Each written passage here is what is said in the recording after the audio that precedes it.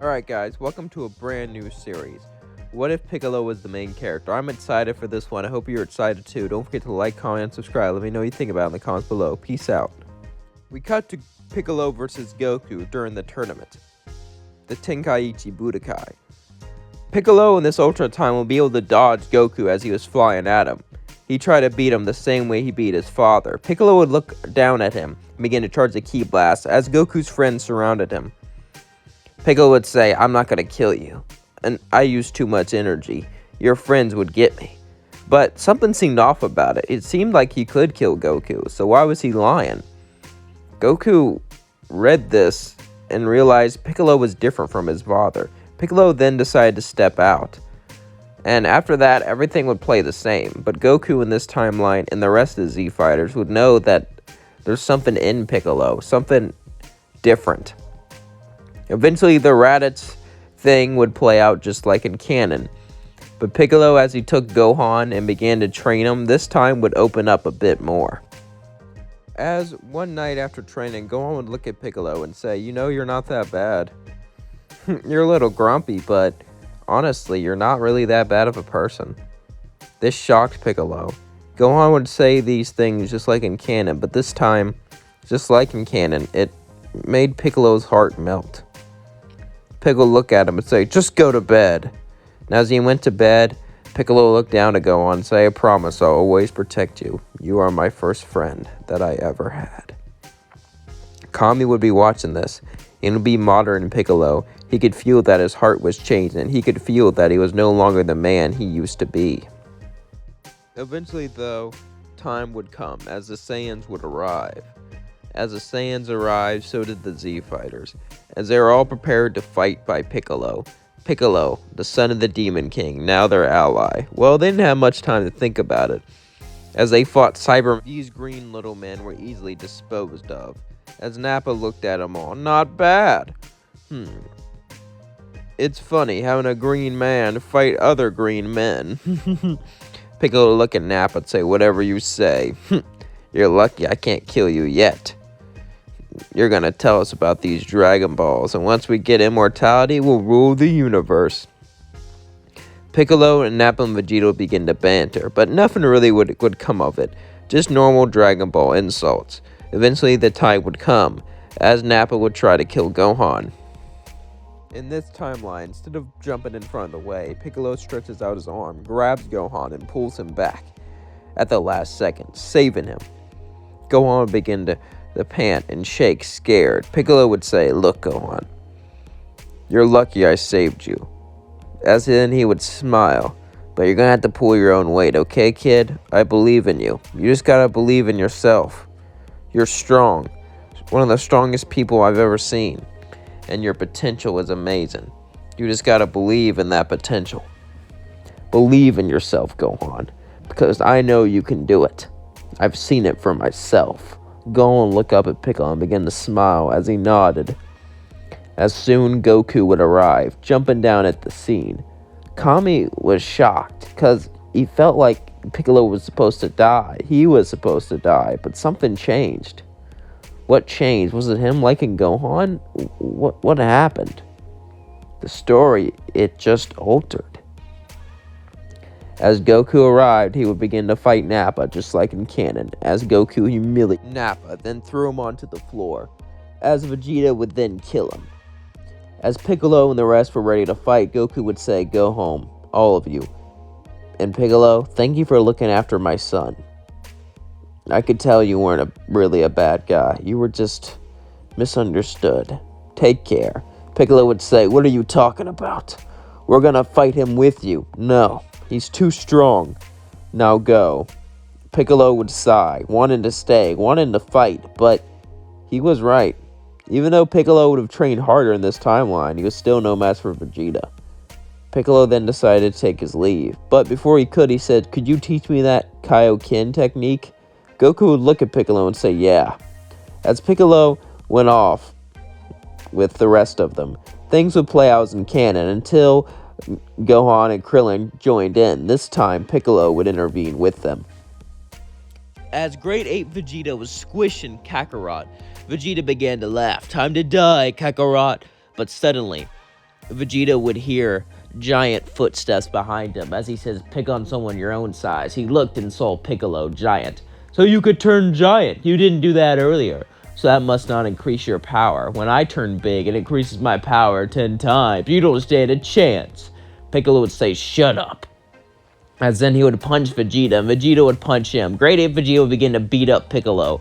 As Vegeta let go of Goku, Piccolo began to distract them, as Krillin began to sneak up behind Vegeta and charge a Destructo Disc.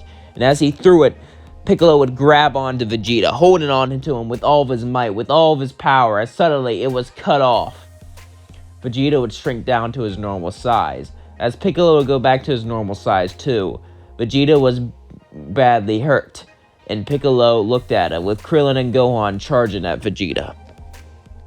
Vegeta would still be able to fight, however, so it wouldn't be a super easy battle.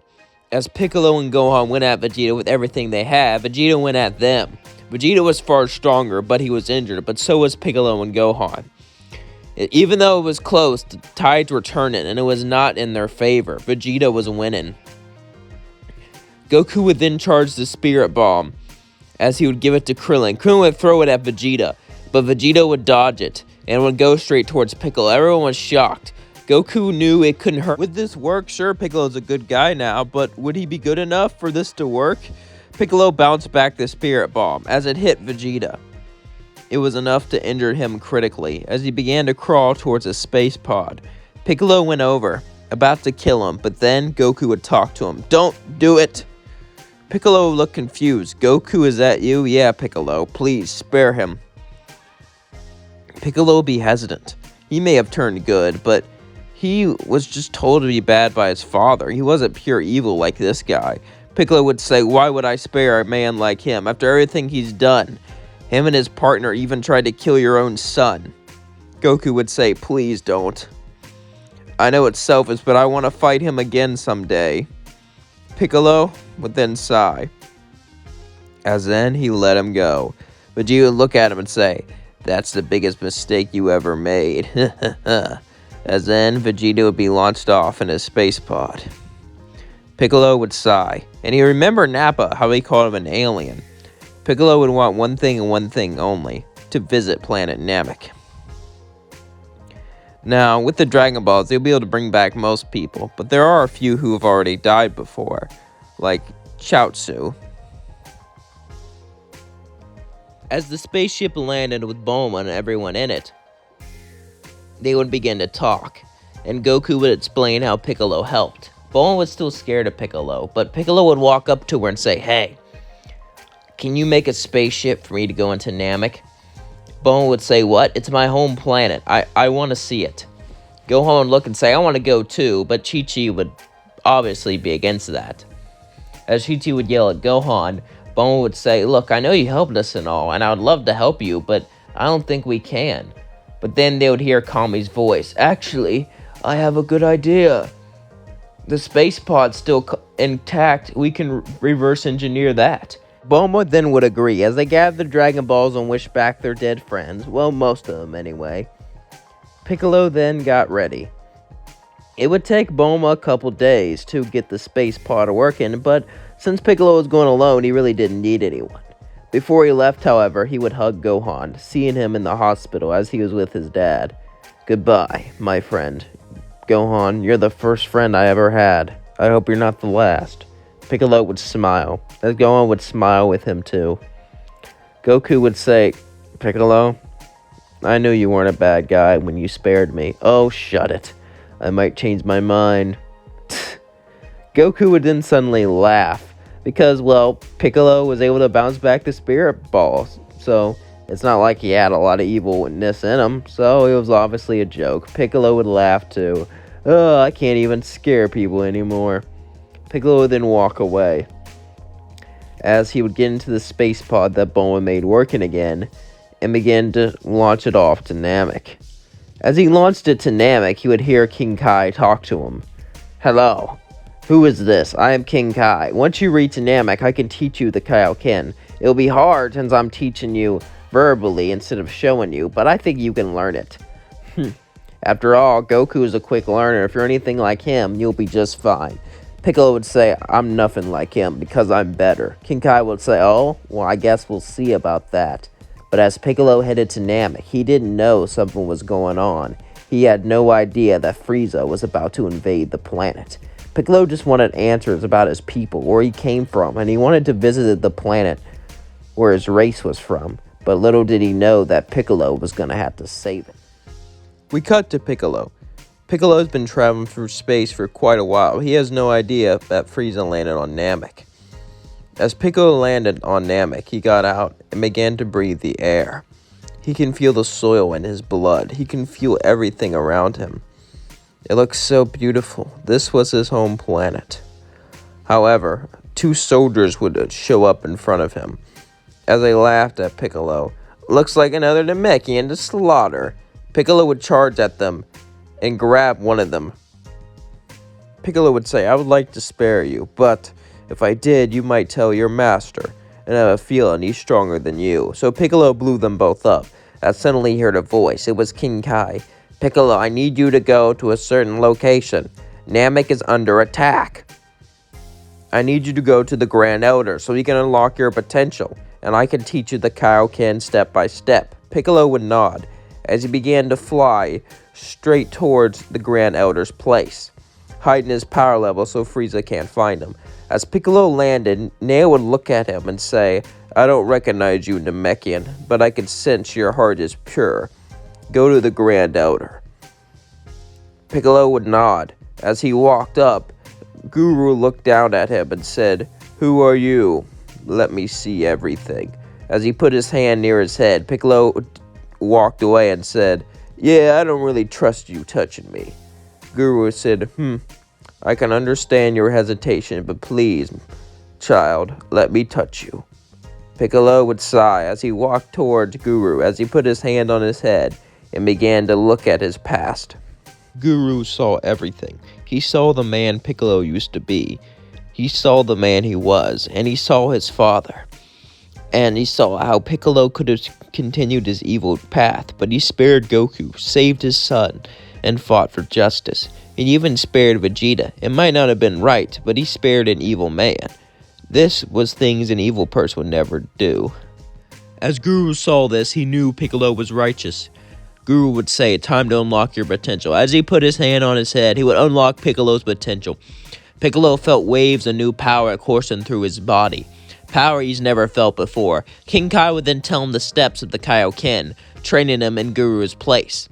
As this was going on, King Kai would then begin to talk to Goku and the others. Goku just healed, and he needed him to get to Namek, so Goku would go into the spaceship, Kami's old spaceship, with Gohan, Krillin, and Bulma, as they all went off. Meanwhile, eventually Piccolo would learn the Kaioken, and he wanted to fuse with Nail, but Nail didn't want to yet. He wanted to protect Guru. So they would argue about this for a while, until Guru would say, Nail, just do it. But sir, you'd be unprotected. Nail, trust me, it'll be worth it. Guru would nod, as then he put his hand on his shoulder, and Piccolo and Nail fused. Piccolo's power began to soar, as he went off to find it with Guru's Dragon Ball to go hide it. Meanwhile, we cut to Vegeta. Things would be going on just like in canon. Vegeta would be captured by Zarbon and everything would play as in canon, but as he escaped, Piccolo would fly above him saying we should team up. An enemy of my enemy is my friend. Vegeta would look at Piccolo saying, what the hell are you talking about? Wait a second. You're that green man on Earth. How did you get here? Piccolo would say, I managed to use one of your Saiyan pods to visit my planet. I wanted to see the scenery, but now that I have, I'm gonna protect it. I know you don't give a damn about it, but you hate Frieza. Vegeta would say, team up. Vegeta normally wasn't one to team up, but he did have a crew of his own, and he was looking for the Dragon Ball. I'll team up if you tell me where that Dragon Ball is. Piccolo and Vegeta would begin to argue, but as they was about to fight, Vegeta would suddenly sense powers coming. He would say, oh no, it's the Ginyu Force. Vegeta would tell Piccolo about the Ginyu Force, and Vegeta and Piccolo would begin to gather up the Dragon Balls. However, they would arrive. As Captain Ginyu looked at all of them, well. Seems you made a friend, Vegeta, with a local. How friendly of you. Let me get these Dragon Balls back. As Captain Ginyu flew back with the Dragon Balls, Piccolo and Vegeta would begin to fight the Ginyu Force. They would play rock, paper, scissors as they watched, and Piccolo would say, "This is the Ginyu Force," shocked by their poses and shocked by how they act. Vegeta would say, "They might not act scary, but trust me, they're powerful." Piccolo would nod. As in his first match would be Gildo. Piccolo would fly so fast and cut off Gildo's head he wouldn't even have time to react. Suddenly, his next match was Burda, as Vegeta fought Recoome. Vegeta was getting his butt whooped by Recoome, to say the least, and as Piccolo was fighting Burda, Burda began to hit Piccolo faster and faster. "I'm the fastest in the universe." But then Piccolo said, "Kaioken times 3, and knocked Burda straight to the floor. Maybe you are, but I don't even need to use that technique to defeat you. I just wanted to show how superior I am to you." Burda got up and said, "What? I'll let you go if..." Burda then got pissed as he flew at Piccolo full speed, but he just dodged it and kicked him to the ground. Piccolo began to laugh as he charged up a ki blast and blew up Burda. As Burda died, the rest of the Ginyu Force looked on, shocked. Piccolo took care of him so easily. That can't be possible. Recoome would go after Piccolo, but Piccolo would simply just punch him straight through his chest and blow out his inside, similar to what Vegeta did too. As this was going on, suddenly a spaceship would arrive. It was Goku and the others. Jace used this to escape. As Goku got out, they saw Vegeta. Piccolo would say, "Vegeta's on our side. Matter of fact, I should clear a path so he can go into the spaceship and heal." Piccolo would then fly over to Frieza's spaceship so he can clear a path. As this was going on, Captain Ginyu and Jace flew back to where they were at. Piccolo would then clear out the spaceship, killing all the soldiers and flying back. But as he flew back, Ginyu was looking around. Where is he? Where is the guy that humiliated us? Jace would look up and say, "Right there, Captain, he's a Namekian, but he was able to hide his power. Impressive." Captain Ginyu would fly up. "I hear you're the one giving us trouble. I think you're an interesting character.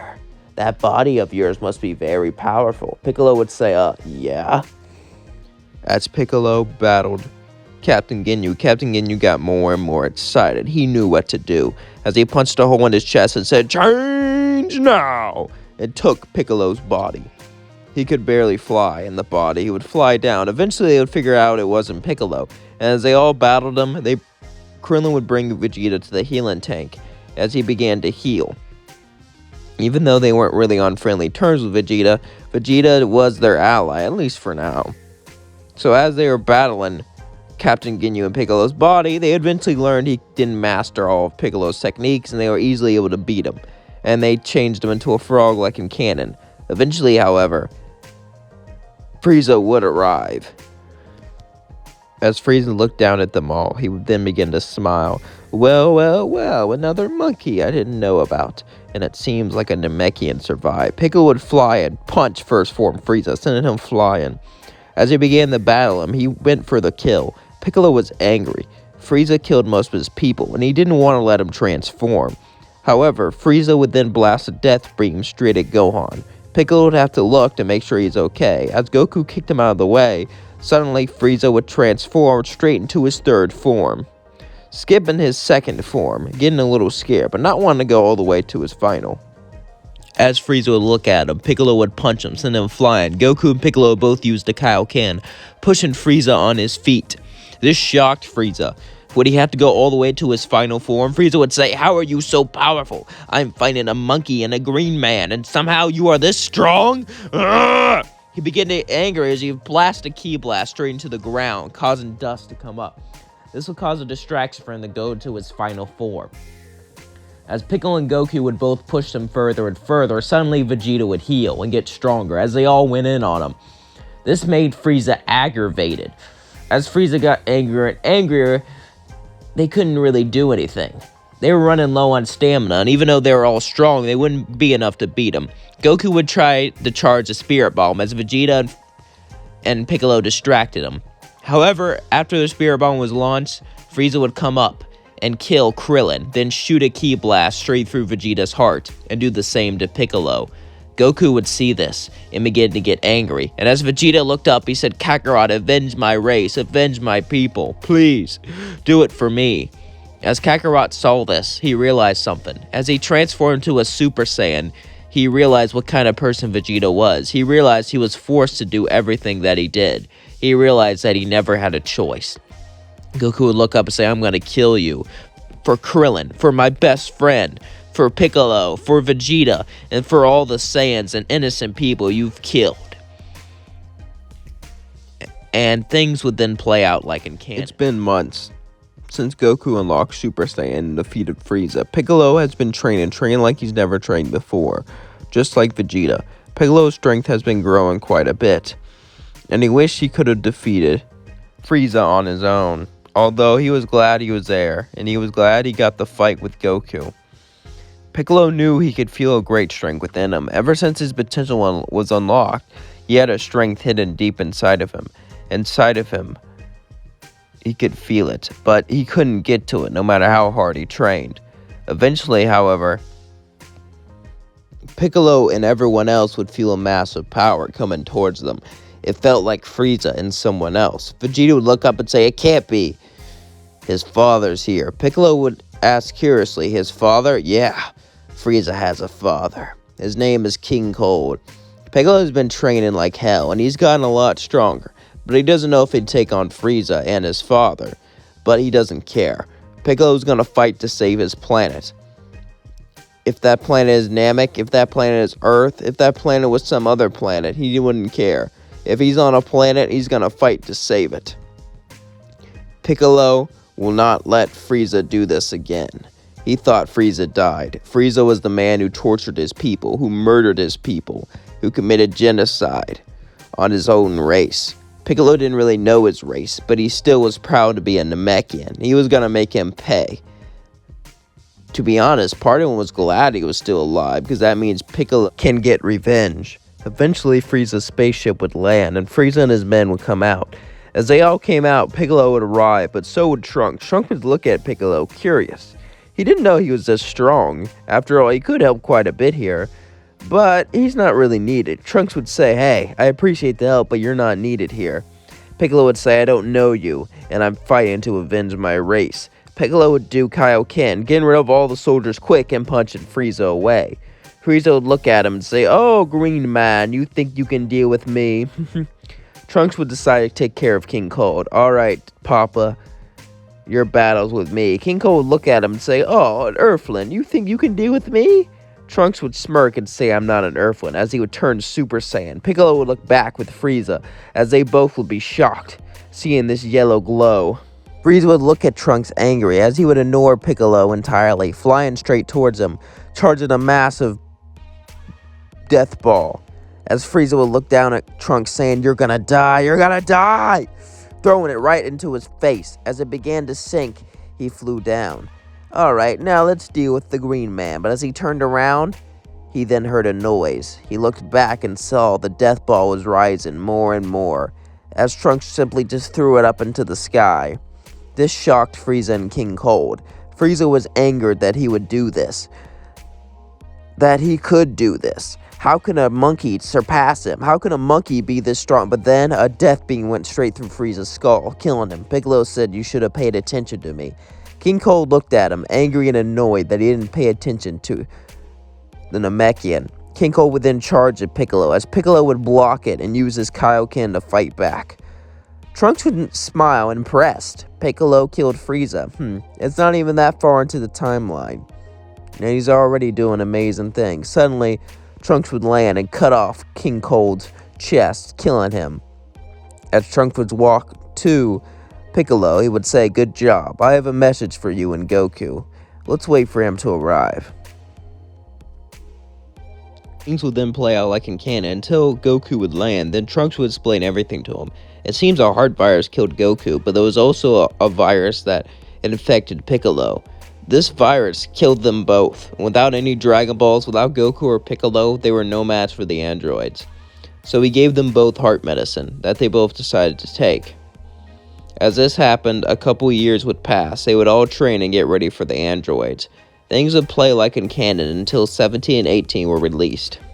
After their release, Vegeta would fight 18 like in canon, but Piccolo would fight 17, using his Kaioken to push him further than he did in our timeline. However, even with the Kaioken, 17 would still beat him into the ground. That's impressive. I didn't know you had that technique. We knew Goku did too. And that yellow hair technique's fun. Come back and fight us again sometime. 17 and 18 then left. As Piccolo would then get healed, he would get up. He knew what he had to do. There was something he could do. The only thing he could do. With his Kaioken and with this new power-up, he could easily defeat them all.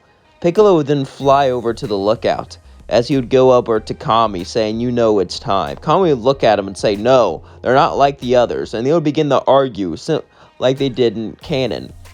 Piccolo wanted this, and even the nail part of him wanted this. He needed to get stronger, he needed to get better, and if he had to give up part of himself to do it, so be it. He'll do whatever it takes to protect his planet. And with this power-up, he can easily win. He knew it. Kami would then begin to sense Cell, as he sensed this new threat was even worse than the last. Kami would look at him and say, I don't want to lose my body. I don't want to lose myself in you, okay? I know it's selfish, but... Kami would then sigh as he looked down. But I guess I do. You surpassed me a long time ago. It's only fair that I man up and do what's right. Kami would then sigh, as Piccolo looked at Kami and then felt bad. He put his hand on his shoulder and said, Hey, you'll always be alive deep inside me, and I'll never forget what you've done. Kami would then look at him and say, Piccolo, since the day you were born, I was wrong about you. I assumed you were gonna be just like your father, pure evil, my evil half that would destroy me and take over this world. However, look at yourself now. You've grown quite a bit, and you've become a great person. I am proud to become one with you. Piccolo would then smile. As Kami and Piccolo then fused, they would fly down. After this, things would go normally like in canon. True, Piccolo would be a lot stronger with the Kaioken and his extra training, and the fact that he's the main character, the story would make him stronger himself, but Imperfect Cell would still escape. So, we cut to when Piccolo fights 17. As 17 and 18 would both arrive at Kame's house, they would demand to have Goku out there. They would demand to kill him. Piccolo would smirk and say, I don't think so. The only ones dying are you two. 17 would look at him and say, oh yeah? We'll see about that. Piccolo and 17 would then arrive at an island. As 18 would agree not to get involved, 17 and Piccolo would both begin the battle. At first, they're completely evenly matched. This shocked 17. That's impossible. How could this happen? Blow after blow, punch after punch. But Piccolo had the Kaioken, and Piccolo had another form he has not awoken yet. As Piccolo and 17 both begin the battle, eventually he would launch a ki blast after ki blast after ki blast. But each time he launched it, 17 simply dodged it. 17 wouldn't even move, as Piccolo wasn't even hitting him. 17 would say, are you even trying to hit me? Piccolo would say, no. What the hell do you mean, no? As then 17 would look around and see all the ki blasts around him. 17 would say, oh shit. As then Piccolo would say, Kaioken times 30, and push all the beams straight at him. 17 wouldn't be able to get the barrier up in time with Piccolo's Kaioken, and it would completely blow up 17, destroying him. Only chunks of his flesh and metal survived. Imperfect Cell would show up. As he would look down, he would see 17's destroyed body. He would see what was left and be horrified. Cell realized he could never be perfect now. Cell would begin to cry and scream like a baby throwing a temper tantrum. As he looked around, he saw 18 charging at Piccolo, about to get her revenge, beating Piccolo up. As Imperfect Cell would sneak up behind her and absorb her, becoming semi-perfect. Semi-Perfect Cell would look at them both. I may not be perfect. I may never be perfect. But I will get my revenge on you, Piccolo. I will kill you. As Semi-Perfect Cell got angrier and angrier, he began to charge a ki blast, about to blow up the entire planet. But then Tien showed up and did Tien Ko, Tri-Beam Ha, Tri-Beam Ha, and managed to hold him off until Vegeta can show up. As Vegeta showed up, Imperfect Cell would fight Vegeta, but Imperfect Cell would be on the back foot.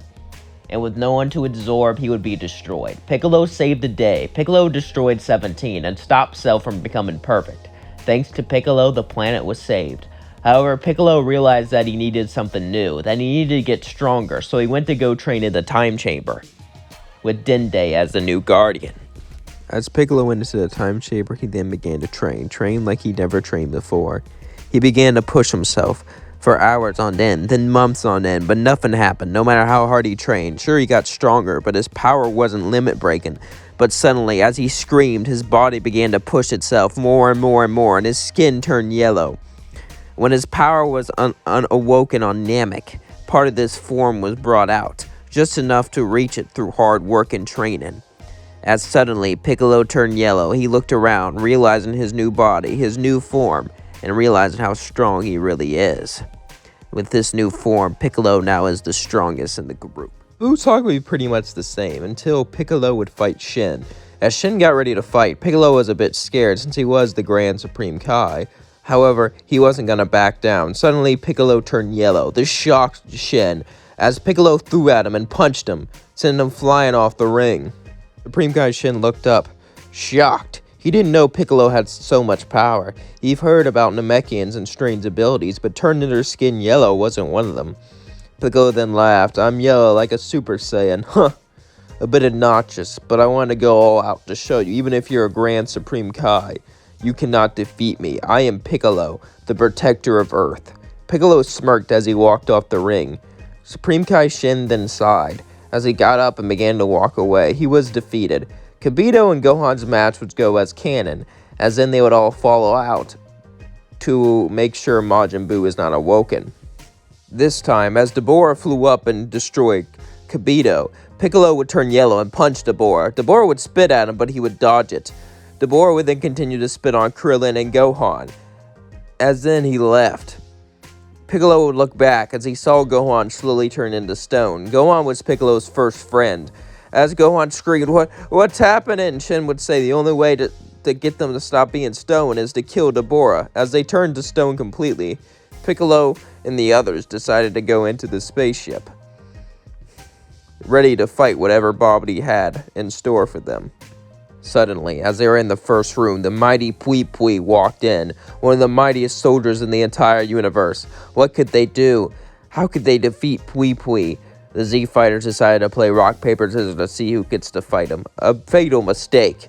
After all, he is such a great and powerful warrior. How could just one of them beat him? Vegeta won like in canon, and Vegeta would humiliate and kill Pui Pui because he wasn't really the strongest. Then they would play rock, paper, scissors to see who gets to fight Yakon.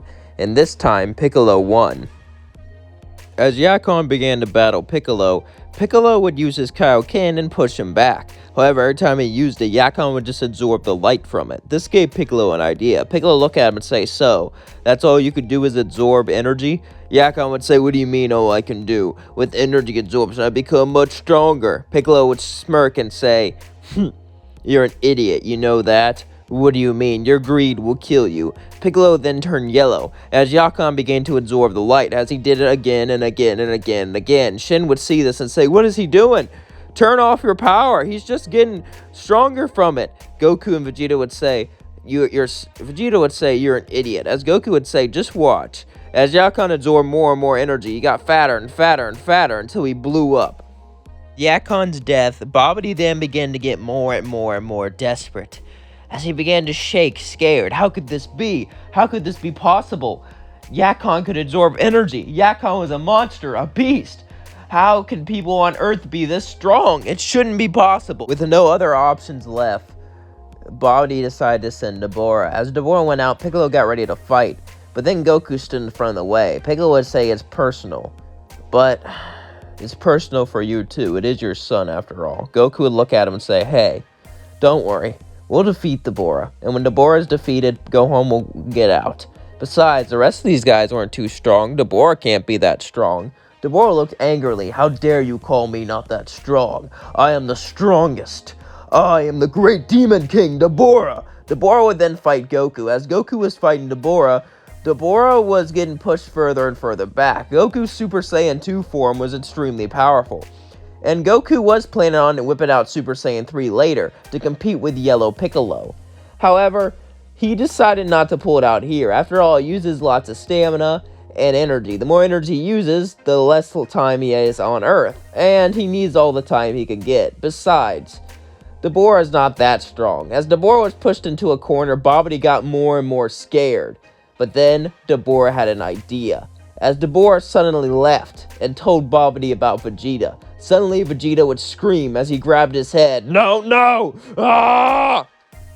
Vegeta would be angry. Goku was hiding some sort of power from him, and Piccolo was hiding it too. He was the Prince of all Saiyans. He was supposed to be above some green man and above Kakarot. This was not fair. As all that anger began to boil over, suddenly Vegeta became Majin.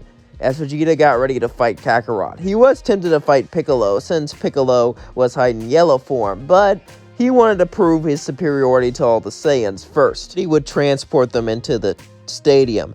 As Vegeta would fight Kakarot, Piccolo would fly back towards the spaceship and begin to fly down, destroying floor after floor after floor after floor, get into the bottom one, demanding that Deborah seize him. Deborah would then walk out and say, "You're a persistent one, aren't you? I'm gonna kill you, Deborah. Then I'm gonna kill Bobbity. Majin Buu will not be resurrected."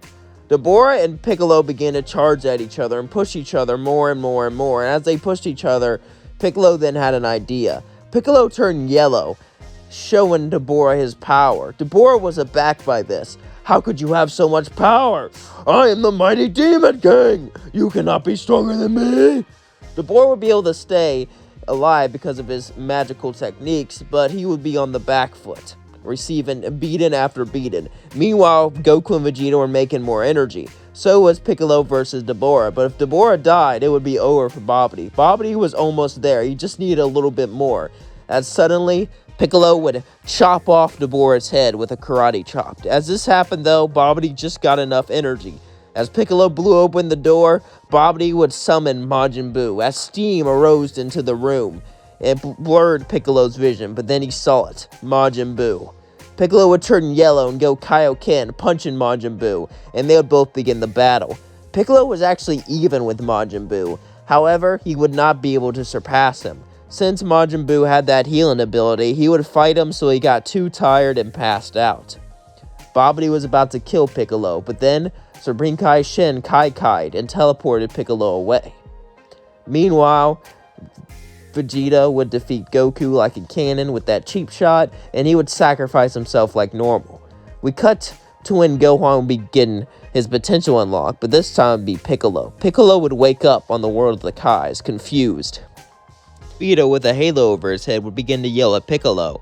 And Shen, "Why would a mortal be allowed here? This is the sacred world of the Kais."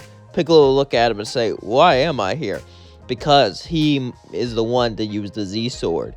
When I fought against him, I saw power unlike any other. He is the chosen one." "The chosen one? That's a Supreme Kai's job."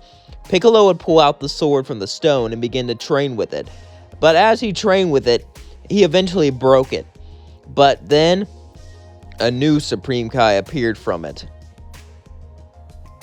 Goku would wake up and try to do Super Saiyan 3 on Fat Buu. However, he would run out of stamina and eventually wouldn't be able to defeat him. All hope seemed lost. Goku would fly up there to the lookout, and since he was never dead, he never knew about the fusion dance. It seemed there was nothing they can do. As Fat Buu terrorized the planet, it became more and more destroyed. Eventually, Mr. Satan would befriend Fat Buu, however, but then Fat Buu would become Super Buu. All hope seemed lost. Eventually, however, as Super Buu would be bored of this planet, Super Buu was never promised a fighter who can actually fight him. He was never promised that warrior, since Goku didn't know about fusion since he never died. So, Super Buu decided to wipe out every life form except for Mr. Satan because, well, he had a soft spot for Mr. Satan on the planet. But then suddenly he heard footsteps. As he turned around, it was Piccolo.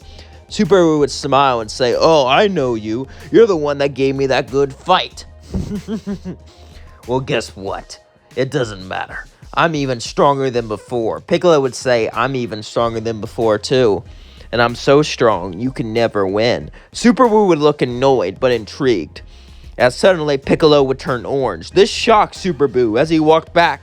That power! That's impossible! No one can be stronger than Buu!" "No one except for me," Piccolo said, walking up towards him. "Alright, Buu. I saw that you showed kindness with Mr. Satan. I saw that you actually had some good inside of you. So, I'll give you a chance. Leave this planet now and never come back. Super Boo would look at Piccolo and say, "You want to get rid of me?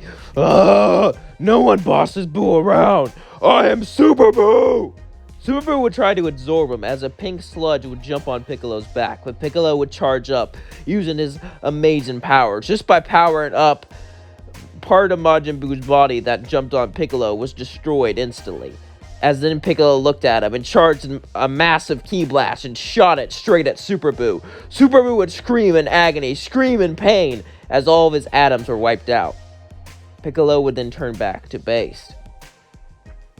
As Goku would fly down and look at him and say, "Wow, that's impressive. I thought we were done for."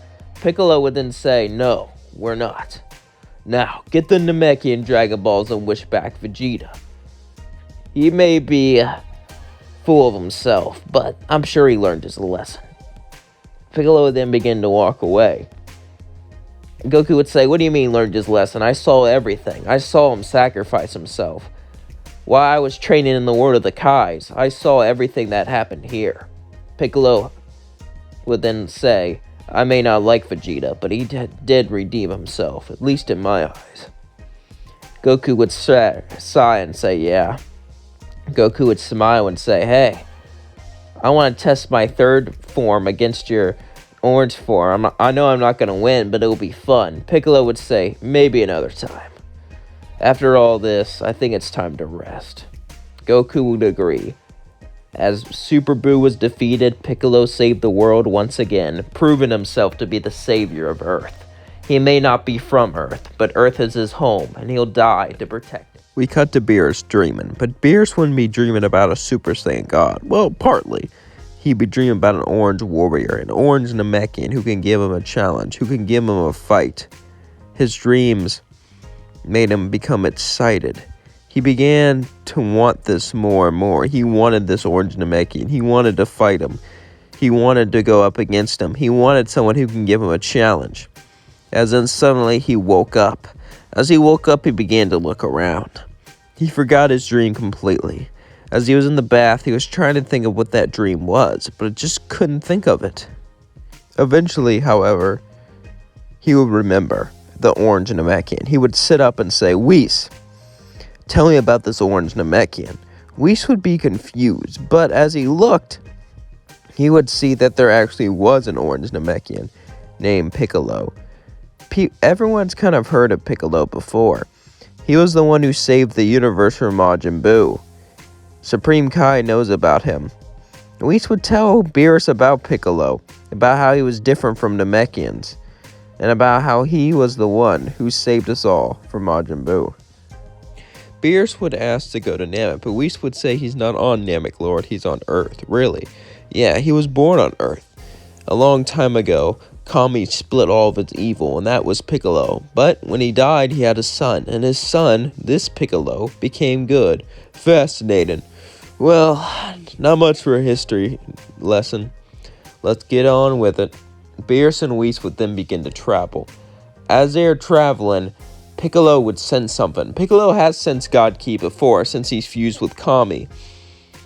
And he trained under the Grand Supreme Kai, so he would feel this massive amounts of energy coming towards him. He's never felt anything like it before. As he began to shake, he suddenly heard a voice. It was King Kai. It was talking to him and Vegeta. "Hey guys, I needed to tell you, Beerus is coming." Vegeta was shocked. Vegeta would have memories of Beerus when he was a kid. Beerus made him his footstool. Yes. King Kai would tell Vegeta not to overreact and try not to get everyone killed. He also told Goku this, since Goku was on King Kai's planet, he really didn't have to worry about it. Of course, Goku would try to end the transmission there to fight Beerus, but King Kai would be able to talk him out of it. At least yell at him so he wouldn't do it. As things were going on, Bulma was having a party and Beerus showed up. As he looked around, Vegeta would walk up to him. "Lord Beerus, it's a pleasure to have you here. Why are you here? Why have you decided to grace us with your presence?" Beerus would smirk and say, You. As he pointed to Piccolo, Piccolo would say, me? Yeah, I've heard about that orange form. I want to fight it. But I'm hungry, so let's eat first. This food smells delicious. Beerus would then begin to eat as Vegeta ate with him, but Piccolo would just watch. Beerus would look up and say, you Namekians drink water, right? Yeah? What a sad life. Living a life where you don't eat food? Well, we can eat food if we want to, but no. Food tastes much better when you're hungry. The pleasure, the feeling you get from the bites when you're hungry, it's just something you'll never experience. I feel bad for you, Namekian. Piccolo would say, thank you? Confused? Eventually, Beerus would finish eating. After he finished eating, he would get up and stretch. Alright, Namekian, show me what you're made of. Piccolo would first turn into his yellow form, testing Beerus. And as Beerus fought, Beerus would smirk. As they both began the battle, this form was quite interesting, like a Super Saiyan. However, it wasn't what Beerus was after. Beerus would say, enough cheap tricks before I blow up the planet. Piccolo would then smirk and say, alright, Lord. As then he turned orange. The power coming off him was incredible. Beerus would say, amazing. You got all this without God Key. I'm gonna have fun. Beerus and Piccolo would then begin to fight each other. And Beerus wouldn't have to hold back nearly as much as he thought. He was still holding back, obviously, but he was able to let loose more than any other person when he fought. And this intrigued Beerus. It made Beerus feel power like he's never felt before, at least from a mortal. As Piccolo and Beerus were fighting, Piccolo would launch beam after beam after beam. Beerus kept dodging all of them, and then Beerus smirked. Let me guess, you're gonna bring them all together. Piccolo looked shocked, but then he still did the Hell Zone grenade as it hit Beerus. Beerus would look at him and say, impressive technique, Namekian. Let me show you one of my techniques. He then began to summon a little ball and throw it at Piccolo with intense speed. Piccolo would barely be able to catch it and throw it off into space. Impressive. That was interesting. You know, Namekians are usually known for being peaceful. Sure, they have a warrior kind, but that clan's not that much of them. And the Dragon Clan is what's most famous. However, you're interesting. That orange form reminds me of the dragon from the Dragon Balls. Piccolo, you sure are a unique person. Now, let us continue. Beerus and Piccolo would continue the fight and push each other as the sky began to shake and shockwaves sent out throughout the entire sky. Everyone looked up and began to watch. Vegeta was intrigued. He's never seen this before. He's never seen Beerus go all out and fight someone. It became more and more entertaining. So entertaining that Goku teleported away from King Kai's planet onto Earth. As he appeared in front of Vegeta, Vegeta was shocked. Kakarot, what are you doing here? Oh, I just want to watch the fight. He would look up and continue to watch. But Beerus was far stronger than Piccolo. Even though Piccolo put up one hell of a fight, he couldn't win. Piccolo and Beerus would still continue to fight, but Piccolo was getting more and more worn out. But he didn't let that bother him. He decided to turn giant to bluff Beerus. Beerus was shocked, as then Piccolo grabbed him and threw him straight into the ocean with all of his strength and might, and began to punch him again and again and again. It was way easier to hit him while he was giant also, but that made him a bigger target. So Beerus shot him with a massive key ball, launched him straight into the sky. As Piccolo grabbed it, he threw it out into space and began to breathe heavily as his orange form faded away. Beerus would fly up to him and say, we've been fighting for quite a bit now. A couple hours straight. You managed to keep up with a destroyer. Never forget that, Piccolo. You're something special. Don't worry, I won't destroy your planet. At least not yet. He then flicked Piccolo as Piccolo fell down to the ground. Then Beerus flew down and began to say he needed a Super Saiyan God now. As Goku would then get an idea, he would ask Shenron about the Super Saiyan God. Shenron would tell him, but this time they would have Vegeta do it. Since Vegeta wanted to, get a little payback since he was scared of Beerus his entire life. And, come on, this is a what if, so we had to change it up a little bit. Vegeta would be given God Key, as then he would go up and fight Beerus. Beerus would begin to fight Vegeta, but Vegeta wasn't as strong as Orange Piccolo, so he had to ease into his power. Beerus was a bit annoyed he wasn't as powerful, but he was still having a good time, so it's not like he can complain. Vegeta kept on fighting. He kept on pushing himself further and further, trying to break beyond his limits. As Vegeta said, "You made my father a footstool. You made me bow before you. I may not be able to win, but at least I can fight you. At least I can fight a destroyer. And that's good enough for me to avenge my father's legacy." Beerus would then begin to smirk and say, "Oh, really? I knew you were still prideful, Vegeta. Tell me why. Your entire planet's gone. Your entire race is gone. Why do you still have pride?" "Oh, Beerus, you don't understand. Even though Piccolo surpassed me, even though Kakarot was ahead of me for a while, I still have pride because I am the Prince of all Saiyans. Even if I'm the last Saiyan alive, I still have royal blood coursing through my veins. The royal blood that conquered Vegeta. The royal blood that makes us stronger. And that royal blood will prove to be your downfall." As Vegeta charged at Beerus, and they began the battle. But Vegeta was nothing compared to Orange Piccolo. Piccolo was watching and smirked. Vegeta had pride, and that helped him in his own way. And to be honest, Piccolo had pride sometimes. Piccolo had pride in the things he did, and he had pride in his power. Piccolo respected Vegeta. As he watched, Beerus would win. As Vegeta fell down to the floor of the boat, Beerus said, "I had a good time. Whis, let's go. But get some of those leftovers." Beerus and Whis began to walk, and Beerus would say, "Oh, anytime you Saiyans want to train, just let me know. Whis will make you good rivals for me." As Beerus left, Goku and Vegeta were excited that they could train and get God Ki, that maybe they could keep up with Piccolo finally, and Piccolo was excited too. Now that he found someone stronger than him, he had something to train for, something to fight for, and Goku and Vegeta can be his rivals again. It seems like things were going well. We cut to Sorbet. Sorbet was trying to get Frieza back. The Frieza force was crumbling without their emperor. True, they still had an army and a few planets, but they were a shadow of their former selves. So, it was time for them to get him back. And just like in canon, they would bring back Frieza. But this time, they would say Piccolo defeated Majin Buu. Frieza was shocked. The Green Man did stand out to him, but he would have thought the Super Saiyans were the strongest. They told him everything that they knew, and that Piccolo unlocked some sort of weird orange form. But their camera was destroyed in the fight. Frieza then began to become intrigued about this Namekian. It seems like there really was something special about him. Anyway, his main focus is to get revenge on the Saiyans, but he'll remember that. Frieza decided to train for months on end to push himself like he's never pushed himself before. Frieza was a man who never put effort into anything. Frieza was a man who had everything handed to him. Frieza was a man who believed everything should be handed to him. So the fact that he had to train, the fact that he had to put effort, it really ticked him off, and it really annoyed him. The fact that he had to do this. After all, training and all that is monkey business. Not him. He's the emperor of the universe. He'll make them pay for making him do this. As that was going on, we cut to Goku and Vegeta. Piccolo decided to stay on Earth. As Goku and Vegeta were training, they began to push each other like they never did before. Piccolo trained with Whis too and got pretty powerful.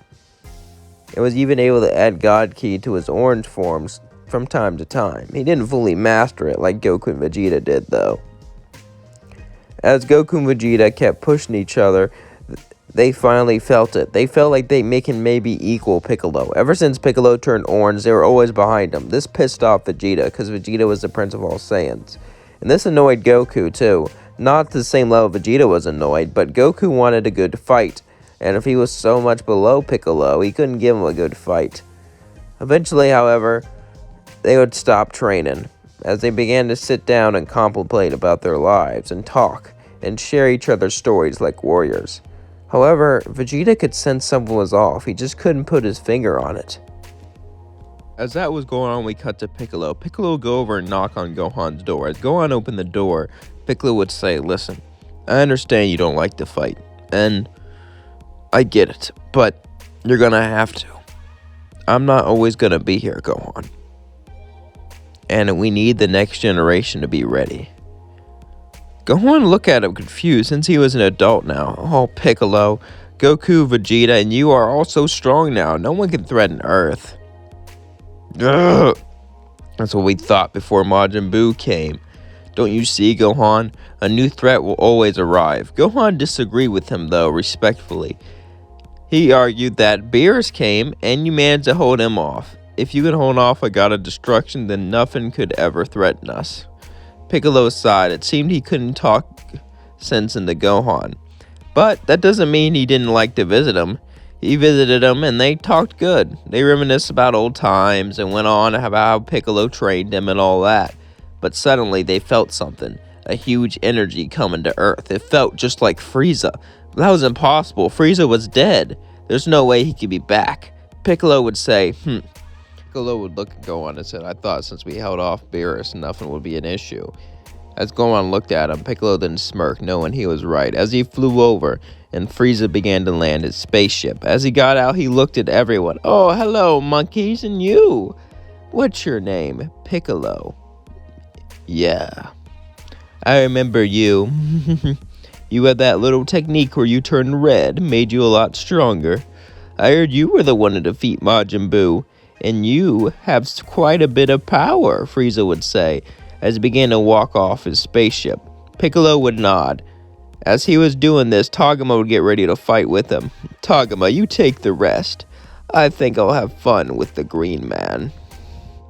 Frieza would then get up and say, but first, last time I went form by form, you got me off guard. This time that will not happen. He goes straight into his final form as Piccolo turns yellow and he begins to battle Frieza.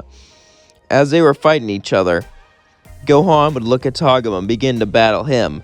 Gohan and Togama were pretty even at first, but then Togama began to outclass him. Gohan couldn't believe this. He was being beat up on one of Frieza's henchmen, so he couldn't let this happen.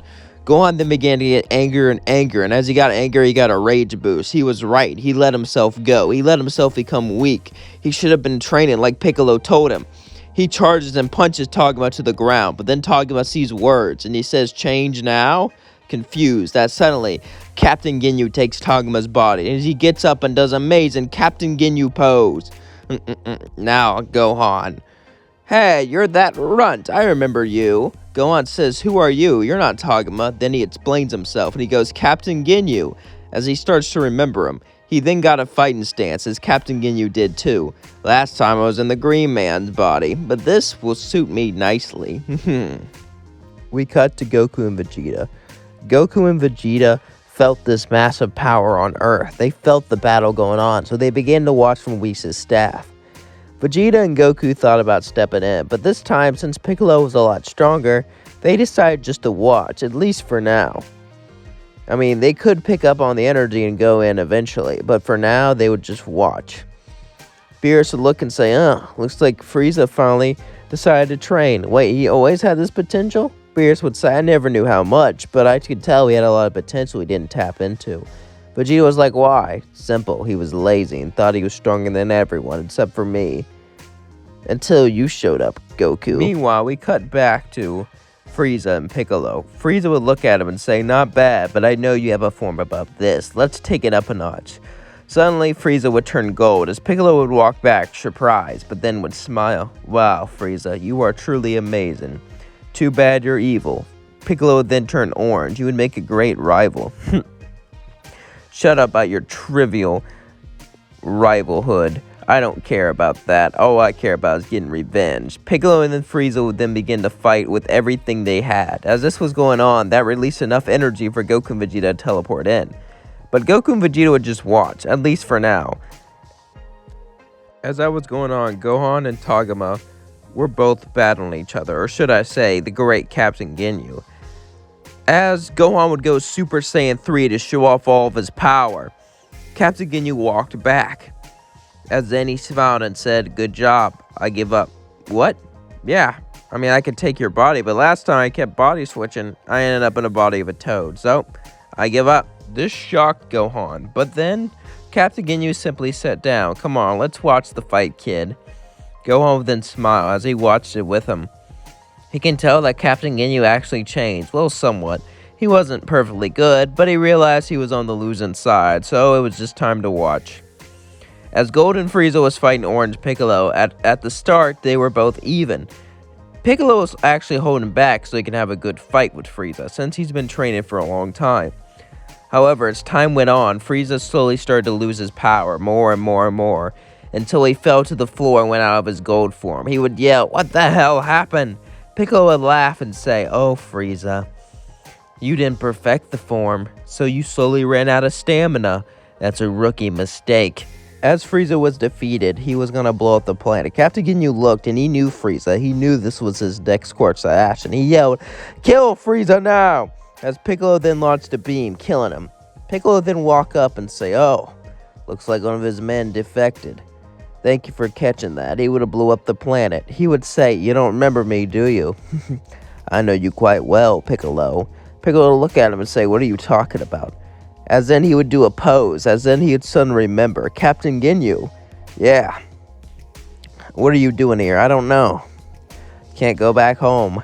The rest of the Freezer soldiers would run and hide and, go on the spaceship and leave. With nothing to do, Captain Ginyu decided to stay on Earth and find his new path in the world. Goku and Vegeta would congratulate Piccolo, but Vegeta wanted to kill Tagoma. Or should I say Captain Ginyu. But Gohan would say no, he gave up and he even helped us. And Goku would say, "Come on, Vegeta, give him a chance. You used to be bad." Vegeta would sigh and say, "Fine," as Captain Ginyu got a chance. Everything seemed like it was going to be normal. Frieza died, Captain Ginyu got a chance, and, well, Piccolo saved the day again. But Gohan would remember this. Gohan would realize that he needed to train. He would need to get stronger. Gohan realized that he couldn't stay the way he was like now. We cut to Piccolo and Gohan. Piccolo would be training Gohan. Gohan would be trying to get stronger, trying to get better. Gohan's been slacking off on his training since Piccolo, Goku, and Vegeta always had it. But now he had to get better. Gohan couldn't rely on others forever. He learned his lesson and began to train. And Captain Ginyu was actually helping him. Captain Ginyu and Taguma's body has actually stayed on Earth. And no one fully trusted him yet, but it's been a few months and he hasn't done anything bad. As they kept training more and more and more, eventually they would all sit down and take a break. As Piccolo would say, "I'm proud of you, Gohan. I know it's hard and you don't like it, but..."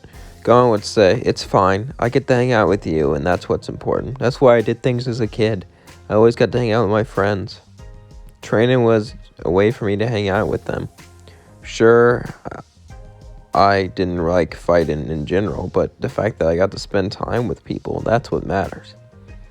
And I get stronger, and that's what the Earth needs." Piccolo would say, "I'm proud of you." As they would both smile at each other. Then Captain Ginyu would say, "It's time to work on our poses." As they would both look at him with an embarrassed look. As that was going on, we cut to Goku and Vegeta. As they were on Beerus's planet, suddenly, someone would arrive. Champa would arrive. As he looked around, Goku and Vegeta both looked confused, as they didn't know Beerus had a brother. Beerus would look at him, and Champa would look at Beerus, and they would begin to argue. And Vegeta and Goku would just stand there. Everything would go like in canon, and a tournament would begin to start. Goku and Vegeta would go to Earth and tell Piccolo and Gohan. Gohan was ready this time. He needed to prove himself. And Piccolo was also ready. With Goku, Vegeta, Gohan, and Piccolo, the roster was already starting to look pretty good. They just needed one more person. And that one person would be the great Captain Ginyu. With his power to switch bodies, nothing can stop him, so why not just let him in? They nodded as they let Captain Ginyu in, so the tournament was about to begin. As the tournament began, the first match was Botamu versus Piccolo. They decided to send Piccolo up first, since Piccolo was their heavy hitter. Piccolo looked at Botamu as him and Botamu began to face each other. Botamu was like, "If you think you could beat me, you have a little surprise in store." Piccolo would then shoot a ki blast as it would bounce off Botamu's body. So you're an energy absorption type. I've seen your type before. I have a move just for you. Botamu would say, "Oh yeah? What's that?" Suddenly, Piccolo would scream as the entire arena began to shake and Piccolo turned giant. This didn't increase Piccolo's power. However, if he was giant, he could grab Botamu better. He then suddenly picked up Botamu as he began to shake in fear, and he threw him off the ring, winning. Everyone was shocked, well, Universe 6 at least, as Piccolo then shrank down. Kappa would say, "Wow, I wonder if Universe 6 Namekians can do that. That's very interesting." as the next match was Piccolo versus Frost. As Frost and Piccolo fought, Piccolo would look at Frost and say, "You might as well transform, I know about your kind." Frost would go into his second form, as Piccolo would laugh and say, "No, I know that's not your final." Piccolo would turn yellow and push Frost back, as he began to pounce on him and beat him. This shocked all of Universe 6. Kyle would say, "I never heard of a Namekian who could turn yellow before." He watched in amusement as Piccolo and Frost continued the battle. Frost would go into his final form, as then Piccolo would say, "Is this all your power? It's impressive, I'm not gonna lie, but it's not good enough." As then, he kicked him as hard as he could, as he flew almost off the ring, but he would grab the ring and pull himself up with his tail. Then, as Piccolo went in to push him off the ring, Piccolo would feel a weird pinch, as suddenly he would start to shake. As Piccolo looked around, his vision became more and more blurry. As he began to shake, he couldn't even stand up straight. Frost would walk up to him and say, "You fought a good match, friend." As he smiled, Piccolo would see an evil, menacing smile. He didn't know how, but Frost had to have cheated or something. Frost would then knock Piccolo out. As Universe 7 was confused, so was Universe 6. Piccolo was winning. In fact, he almost won, but then Frost just did something. Hit would be a little skeptical, and so would Captain Ginyu. Captain Ginyu would look closer to see what happened.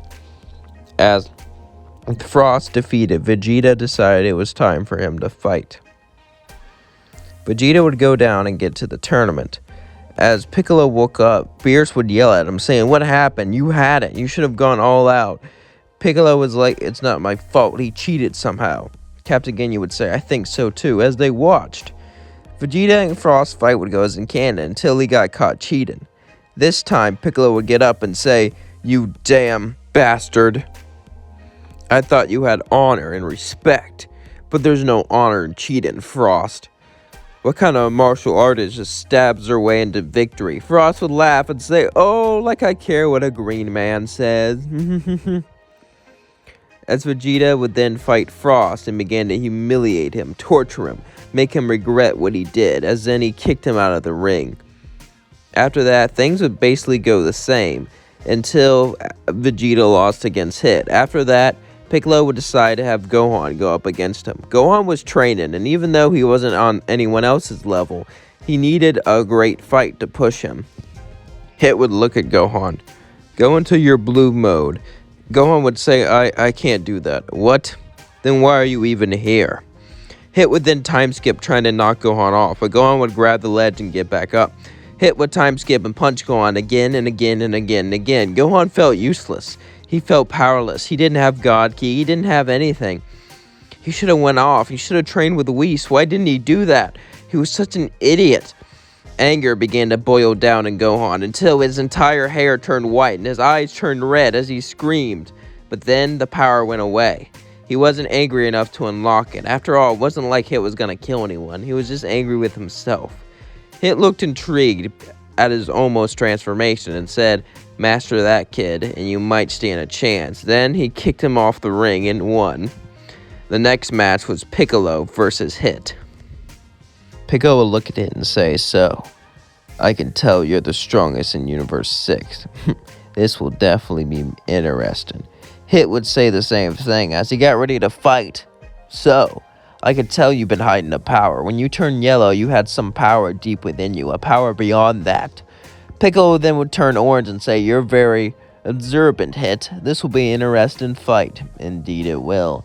As they both began to fight each other, but as they fought, Hit did time skip after time skip after time skip. But each time he wasn't fast enough to hit Piccolo as he did a time skip. Piccolo would just hit him and would send him back. Piccolo got confused, but little did he know Hit was building up more and more time energy. Hit would then look at Piccolo saying, "Well, Piccolo, we had a good fight, but it's over." Piccolo would say, "What are you talking about?" Suddenly, Piccolo would be trapped inside of a prison. Hit would then smirk and says, "Each time I time skip, I built up a little bit of energy. Now I trapped you in all of it. Now it's time to knock you out once and for all." Champa would say, "Way to go, Hit!"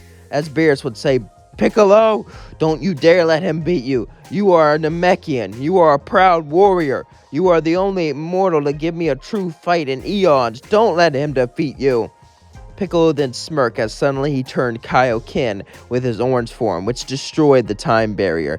Piccolo would then say, "Sorry, Hit, you're a great warrior, but sometimes people are just too far above you. It's not fair."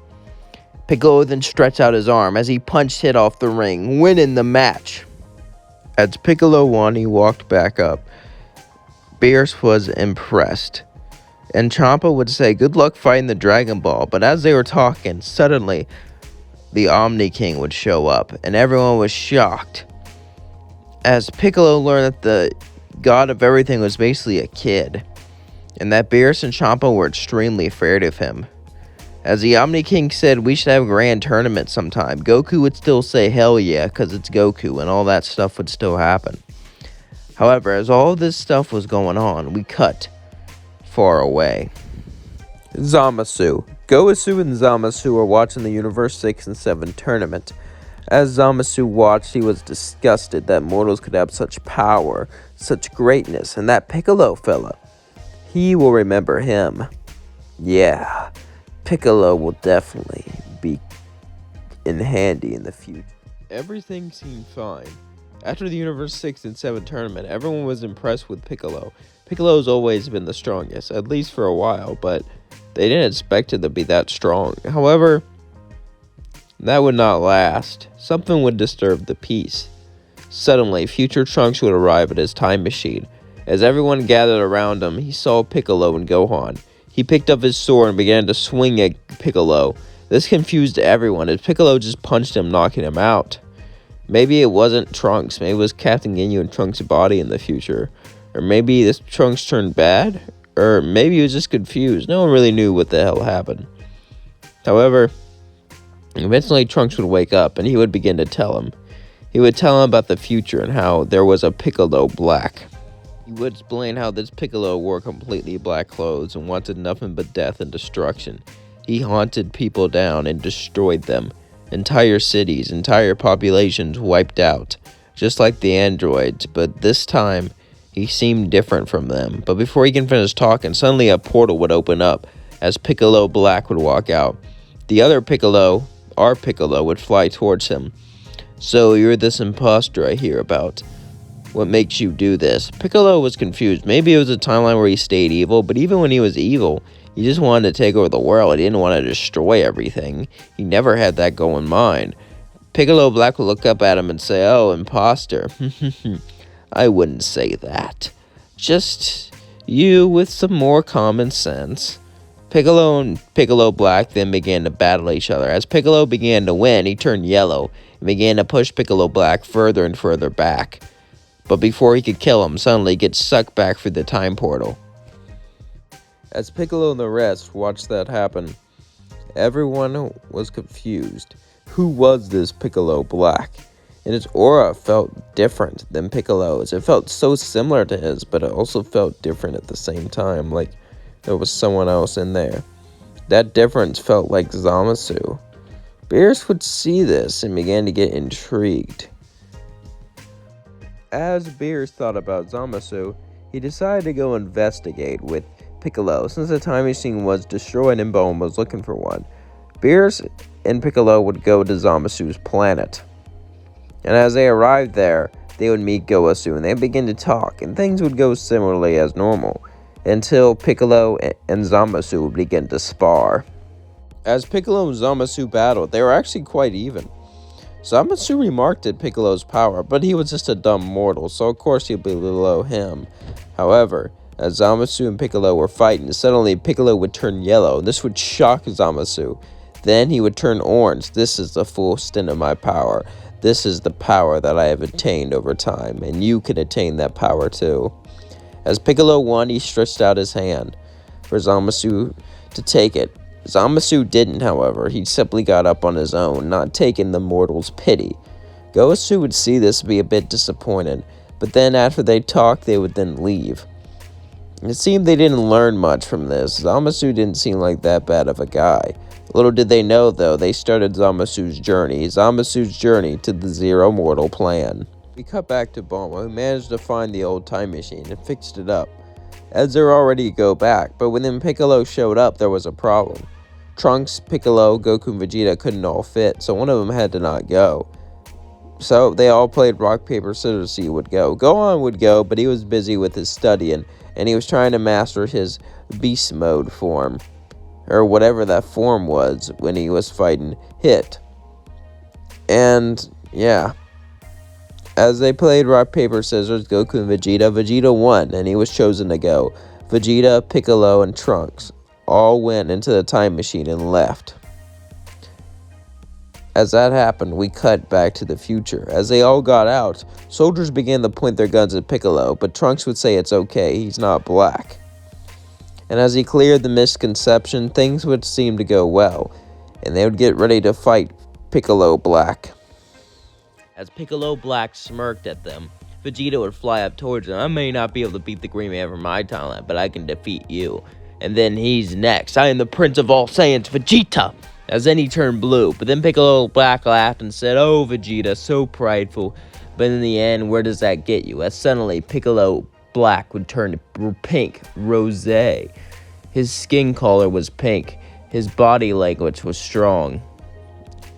And his aura spewed out pure cockiness and pure righteousness.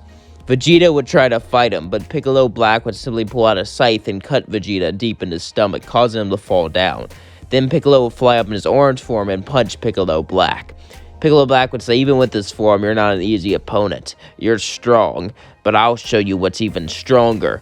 Me!" As they battled each other, pushing each other more and more, Trunks saw this and was about to fly up to help, but then he felt a ki blast hit his back. As he looked behind him, it was Zamasu. Trunks would be shocked. Why would Zamasu be all the way out here? He didn't know much about him, but he heard about him. "Zamasu, what are you doing?" Zamasu would laugh and say, "Helping with the plan, of course." "What plan?" As he held Vegeta. Zamasu would then go on about his Project Zero Mortals to wipe out all mortals in the universe. Piccolo would then realize that Piccolo Black was simply being used by Zamasu. As Piccolo would say, "So, you created a copy just to achieve this goal?" Piccolo Black would laugh and say, "Copy? No, I'm the real thing." As then he would say Zamasu took Piccolo's body and he killed Gohan and all of his friends.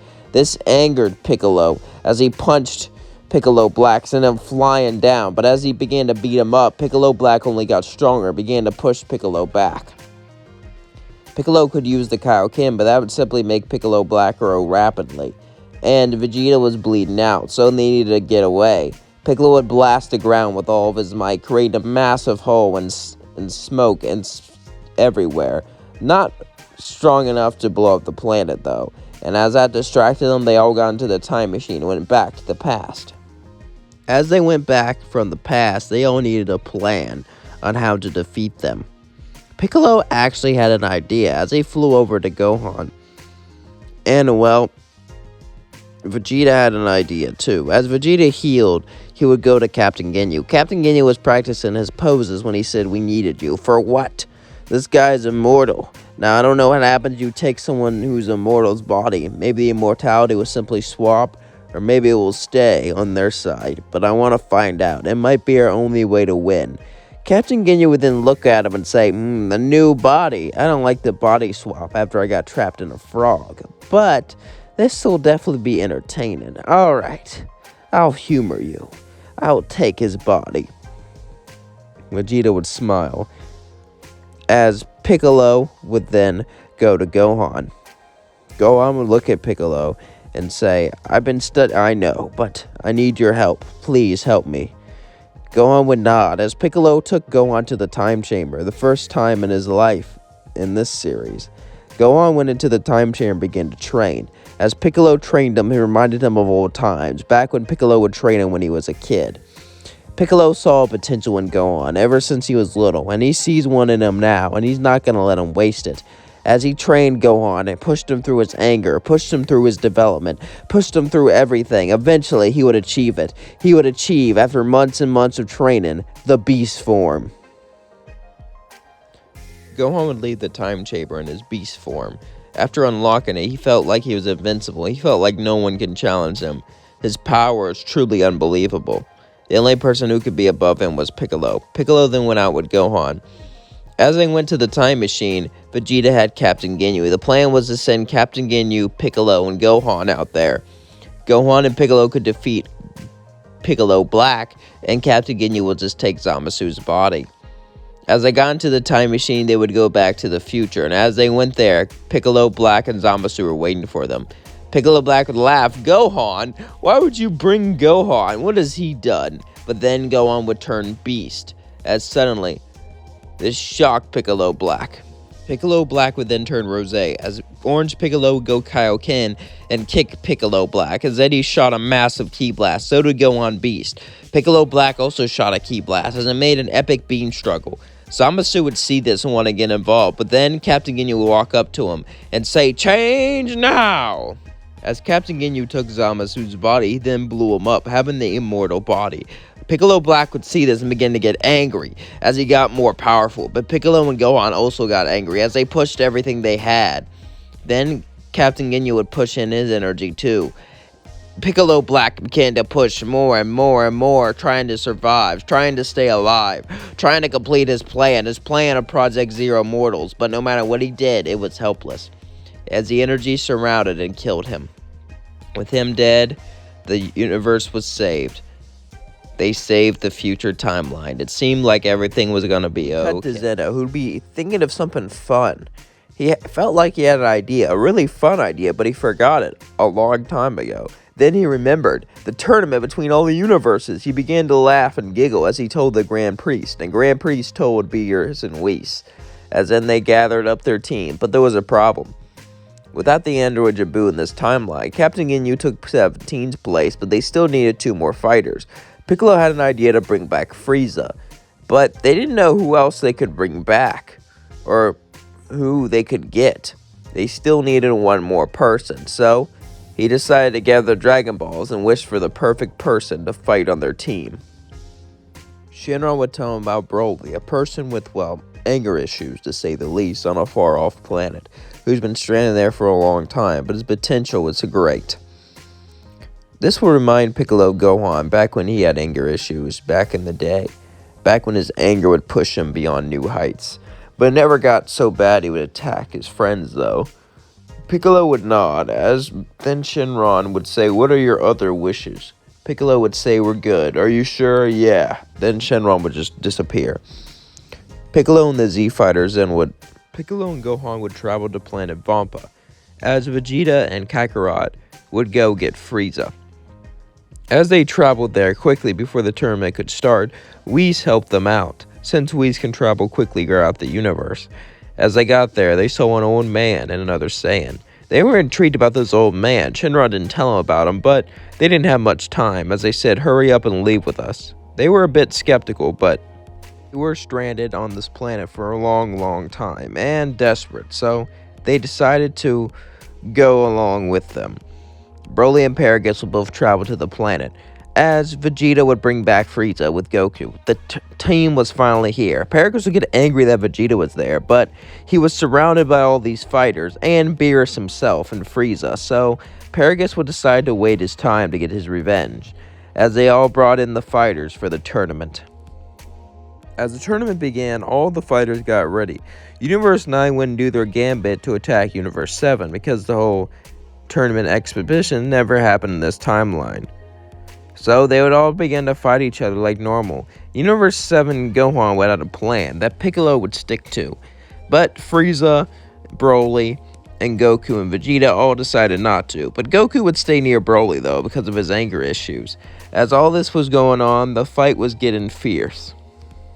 Captain Ginyu had an idea. Since he had immortality, basically infinite stamina, since he couldn't, since he had to be kicked out of the ring, he would decide to check out the strongest fighter. So he went over to Jiren to check out how strong he was. But then Toppo would appear, saying, "You have to go through me." As he fought Toppo, Toppo would push him back. But Captain Ginyu had an idea. His idea was to lure him away. He could take his body, but this body had immortality, and that was quite useful. Toppo would realize what he was doing and try to stop, but then he would keep blasting with Ki Blast after Ki Blast. "Come on, are you scared? I thought all this mighty justice talk would bring you in." As suddenly he did a pose.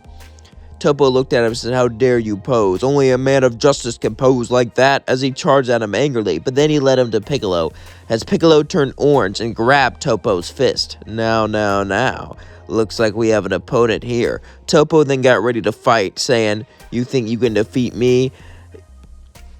Piccolo would say, "No, I know I can defeat you." This would piss off Topo, as Topo would charge at Orange Piccolo and punch him, but it did nothing. Orange Piccolo began to beat him up, humiliate him.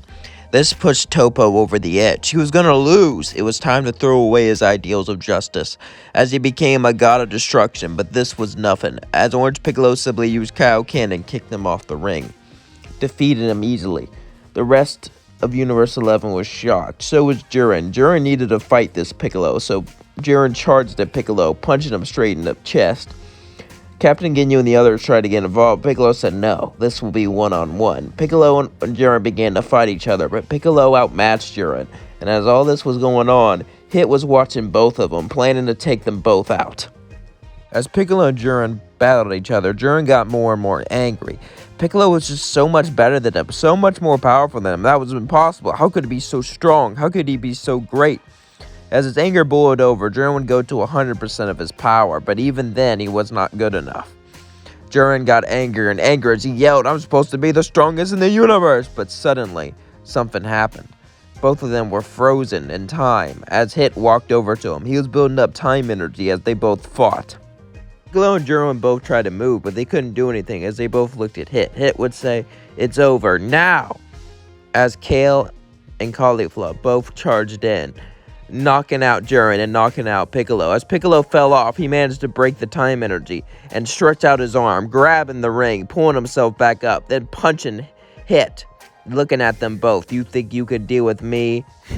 Piccolo would then battle Hit, as Kale and Caulifla were about to jump in, but then Goku would say, "Now's your chance, Broly," as Broly would fly in front of them both, saying, "It's not a fair fight to gang up on people like that." Kale and Caulifla both began to fight Broly. At first they were winning, but as they fought, Broly got stronger and stronger and stronger, till he easily eclipsed their power. Champa began to panic, as Hit was their best fighter, and he chose lots of Saiyans for a reason, their potential. He couldn't let them both be wiped out. This was bad. He would yell, "Put on the earrings!" As they put on the earrings, they became Kefla. Kefla then began to battle Broly. As that was going on, Orange Piccolo battled Hit. Hit couldn't do anything. He used new techniques and all that, but no matter what he did, he couldn't win. Hit would sigh and stop fighting. This confused Piccolo, as Hit would say, "Go ahead, get it over with, knock me out." Piccolo would say, "Don't worry, we'll wish back our universe, I promise." Hit would say, "It took me thousands of years to achieve this power, but you achieved it barely any time at all. Maybe I'll get my potential unlocked. I hope you do. You'll make a great challenger," Piccolo says as he knocked him off the edge, then turned back to his base form. Beerus would say, "What the hell are you doing? Broly needs help." "No, he doesn't. Trust me. He's got this," Piccolo would say as he smiled, as Broly would fight Kefla. Kefla could have knocked him out right then and there, but they would make a mistake. They would get full of themselves, full of their power. And that led to underestimate Broly, and as his power continued to rise, he would eventually fly straight at her. She would blast him with a massive ki blast as he flew against it, yelling, "Ah!" as the ki blast hit her face and launched her straight off the edge. Then Broly would charge at Piccolo, but then Paragus would hit the button on the stand, shocking him. Everyone was shocked. Some of the universe says it was cruel to have a shock collar on him, but it's a tournament of power, so what are they going to do? Nothing. So, they brought him back to the other team as he slept peacefully. The rest of Universe 11 was confused. They had nowhere to go, nothing to do. So was Universe 6. They were quickly picked off. However, little did they know, Universe 7 would be seen as a threat. So the Love Universe would decide to all gang up on Frieza. Frieza was the most cruel bastard of them all, so it makes sense that they can surround and beat him. Suddenly, Frieza felt a huge love barrier push on his body. As he could barely move, it was a black hole of pure love. The rest of the Love team surrounded him. It looked like it was over, but then he began to laugh. There is a power far beyond love, and it's hatred. As Frieza then turned gold, the love barrier was broken. He charged at one of them, beating him up torturing them, torturing Ribrianne, as the rest of the love universe screamed, "You can't do that! That's not love!" Frieza said, "Love. Love doesn't matter. Besides, I do love. I beat you with the power of my own love. The love for torture. The love for power." As Frieza then flew off the love beings, more of them surrounded Frieza as Goku jumped in to help him. And as they quickly dispatched to the love universe, we cut to Piccolo and Gohan, who would find what was left to Universe 6. Frost, Kaba, Vegeta, and the Namekians all charged at Piccolo and Gohan, but they both hit him with everything they got. Piccolo used the Kaioken, quickly getting rid of Vegeta. Gohan used his beast mode on Frost, quickly pushing him off the edge. Universe 7 was undefeated. I could go on and on about how each battle went out, but we all know Universe 7's gonna win. Their team is too overpowered.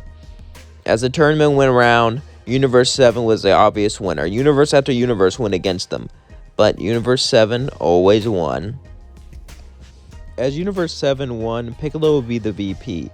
He was to bring all the universes that were destroyed back, and it worked. All the universes were brought back, and that tournament ended in Universe 7 victory. We cut to Grand Supreme Kai. He would be traveling to Earth.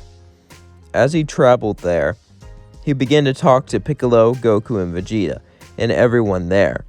He would tell them how Moro escaped. Goku would ask who Moro was, and he would tell him a long time ago there was a man who can devour souls and energy themselves. And this man got stronger and stronger each time he did it, and he got younger and younger. Now he's on the loose. They would all be worried. They were already worried about Frieza, who was on the loose, but now they have to worry about Moro. Vegeta would go to Yard Rat to train, and Goku would go Master Ultra Instinct. Piccolo and Gohan hoped they had this, as they were going to go fight Moro. They didn't know where he was, though, but the Grand Supreme Kai told them they were on Namek, so Grand Supreme Kai Kai'd them to Namek, then Kai'd away. Suddenly, Piccolo would hear screams on the planet, as people's life forms were slowly fading away, being sucked away. Piccolo and Gohan would quickly run in as they saw it, an entire village being destroyed by Moro. They charged in to stop him, but his gang got in the way. Piccolo and Gohan would both go orange and beast and defeat the gang members, but as they did, Moro was sucking more and more energy from them. Piccolo knew this couldn't last forever, so he said Kaioken times 5, charged at Moro and punched him straight in the face. He had to take Moro out, right here, right now. And Piccolo could have easily beat Moro, but Moro was a coward, and he was smart. He knew how to get away from people. Moro would then hide his energy, as suddenly, as Piccolo punched him straight in the face, he went flying throughout the planet, as then he flew into one of the rivers. As he got deep and deep into one of Namek's rivers, suddenly the crew would surround Piccolo, distracted him, as he started to absorb energy and hide by a nearby rock. Piccolo couldn't do this. Piccolo would look around, saying, "Damn it, we need to get the hell out of here." He would then turn giant to distract everyone, as he would then begin to blast them all off, and say, "Gohan, gather them all." Gohan would gather all the Namekians he could, and as he gathered them all, they became weaker and weaker. They both went into their base forms, as they felt like they were going to die, but then Shin appeared, teleporting them and all the Namekians away. As Piccolo and Gohan began to pant, Shin said, "What happened? You're so much stronger than him." He hid like a coward and began to absorb our energy. "We need to get him in a tiny space where he can't hide. I know the perfect place." Supreme Kai Shin said, as he had an idea on how to trap Moro. However, as that was going on, we cut to Vegeta. Vegeta was on Yard Rat, training with the Yard Ratians. For the longest time, he had a bit of evil in his heart. He had a bit of temper, so he couldn't train here. But now that since his heart was pure, he was finally able to train. He would meditate.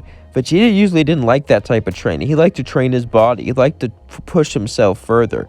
He didn't like to just sit there and look at himself deep within, because sometimes when he did this, he didn't like what he saw.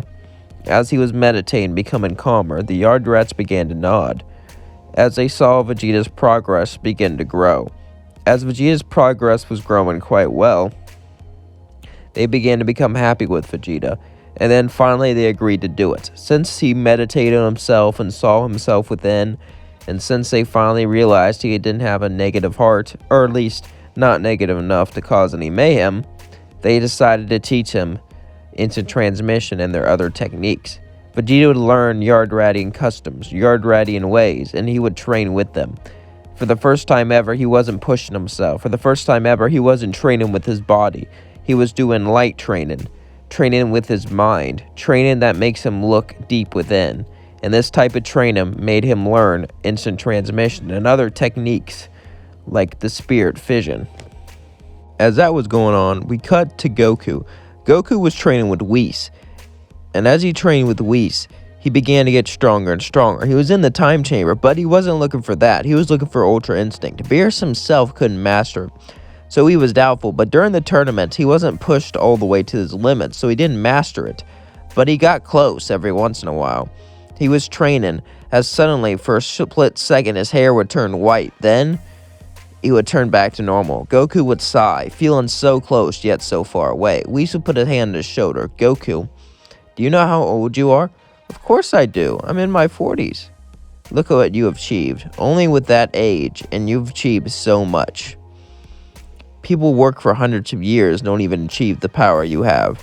You should be grateful. I know you feel like you're being pushed against the wall, but hey, you Saiyans thrived in that kind of environment, right? Goku would smile and nod. As they decided to pick back up on their training, Goku would train intensely. Whis would hit him again and again and again and again. Through the pain, through the suffering, through the strength, Goku would fight it.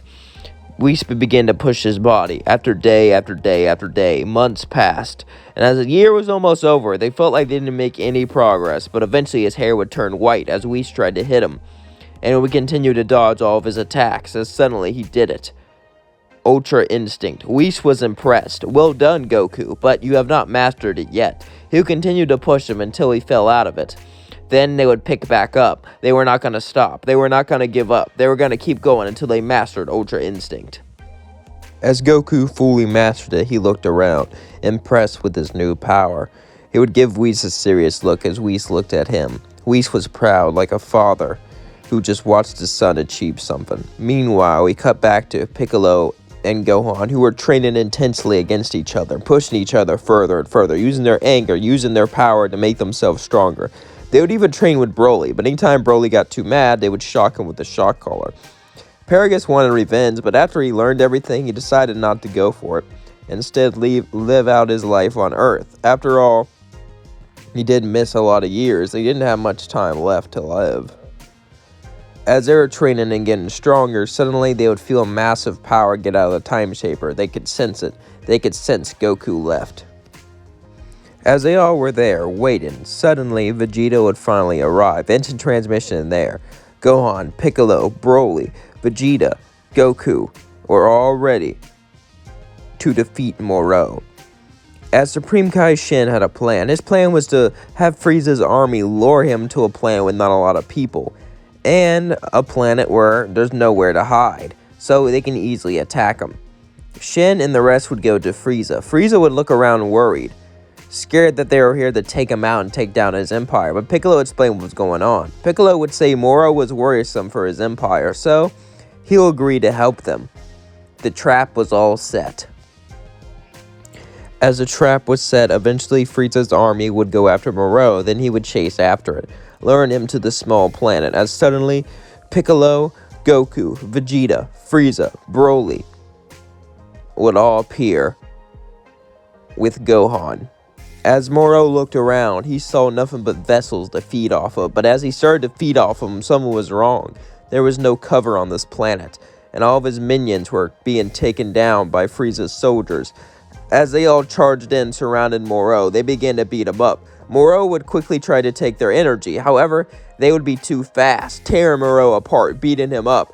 Moro felt his bones break, his ribs shatter, as he begged for mercy. Please, please let me live. Frieza would then begin to laugh. Ooh, ooh, ooh, ooh, ooh. Oh, it's so delightful, so funny. When they beg for mercy, it makes it so much more enjoyable, as then he would death beam him straight to the skull, killing him.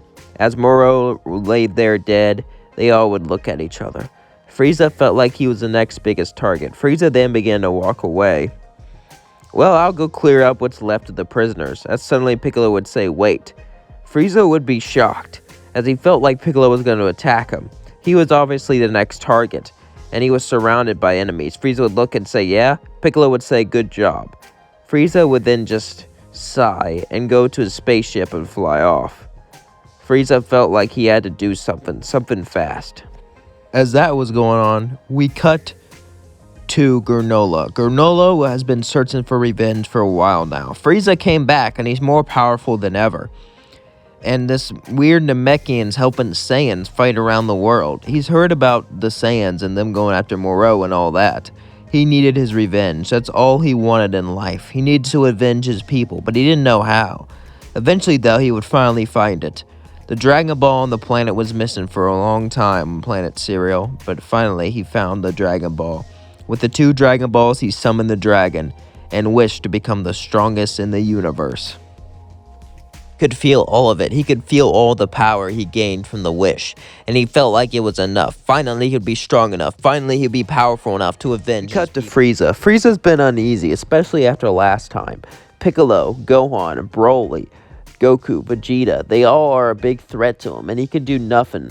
Sure, his golden form's powerful, but it's not good enough anymore. He needs to get a better form. He needs to get stronger, so he would find a time chamber and begin to go in it. As he would begin to train with one purpose, the purpose of becoming stronger, the purpose of becoming greater, and the purpose of becoming so powerful he won't have to worry about these monkeys and the green man. As all that was going on, we cut to Granola. Granola wanted to get revenge against the Saiyans, and he could finally do it. He was excited. He didn't know where their home base was at, but he had an idea. He heard that Frieza was away, so he would attack Frieza's capital planet and look for the base that way. As that was going on, we cut to Piccolo and Vegeta. Piccolo and Vegeta were both on Beerus's planet training. As Beerus would look at him and say, "I think it's time I teach you Ultra Ego." Both of them looked confused and said, "What was that?" Beerus would explain Ultra Ego was a god of destruction mode, a form where you can use Hakkai's and many other power. Its essence is destruction. Pure destruction. They would both nod as Beerus began to teach them, but this wouldn't be easy. He would put them through grueling training. This training wasn't like Whis' training. It wasn't super physical, it was mental. It was to get them into a destruction mindset. Beerus would insult them both and tell them how he destroyed Planet Vegeta, or told Frieza to at least. This angered Vegeta, but Beerus easily knocked him down. Then he would talk about destroying Planet Namek. He needed them to get angry to put them in that destruction mindset. They've been getting calm, been getting peaceful. These peaceful mindsets can work, but they won't work for this form. He needed them to be a pure form of chaos. He wasn't just going to rework their body. He was going to have to rework their mind. As Piccolo and Vegeta began to train, and days would pass, and as all that was going on, Granola finally learned where all the Saiyans were. They were on Earth. We cut to Gohan and Goku. Gohan was training with his beast form. As Goku was using his Ultra Instinct, Captain Ginyu was watching.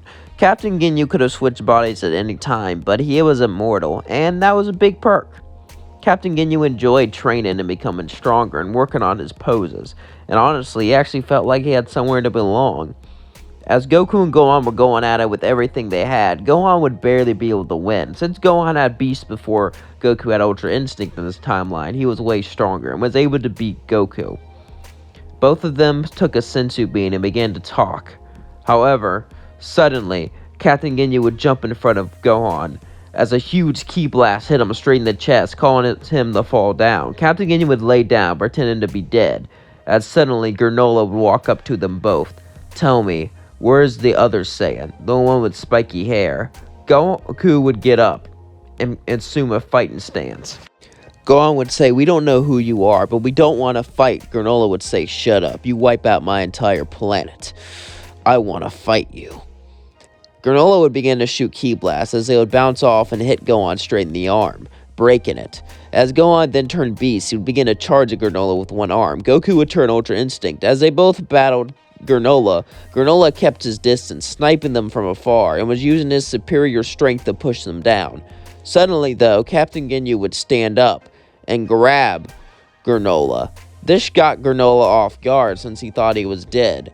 As Captain Ginyu yelled, "Now!" Broly would charge in and punch Granola straight in the chest. But Granola looked up, smirking as it did nothing. "I'm the strongest in the universe." He then threw Captain Ginyu out of his grip and kicked Broly down. Broly got angrier and angrier as his power began to grow. As his power grew, Granola saw that he would eventually be a threat as he tried to blast him straight in the skull. But Goku would jump in front of the way, putting his hand in the way, breaking his hand, saving Broly. As they all began to fight Granola, they began to get more and more wore out. Granola was simply too powerful, too strong. Meanwhile, we cut to Piccolo and Vegeta. They had been training for quite some time.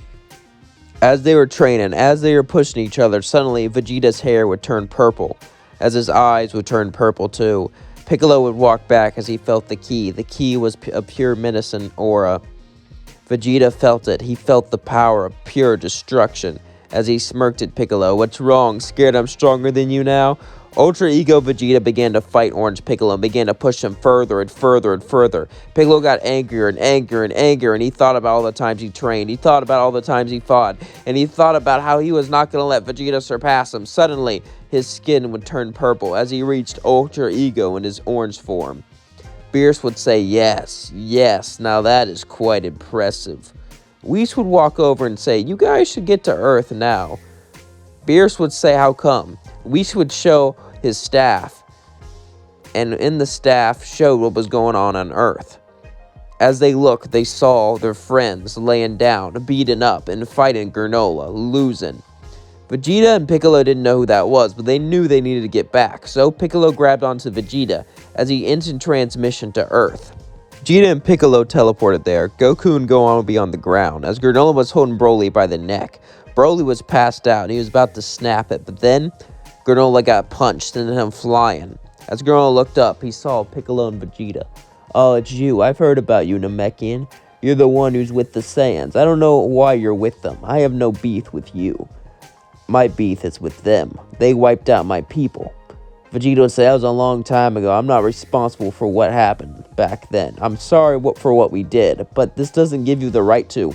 Granola would then appear behind Vegeta, but Vegeta would turn Ultra Ego and punch Granola, as Piccolo would turn Ultra Ego Orange.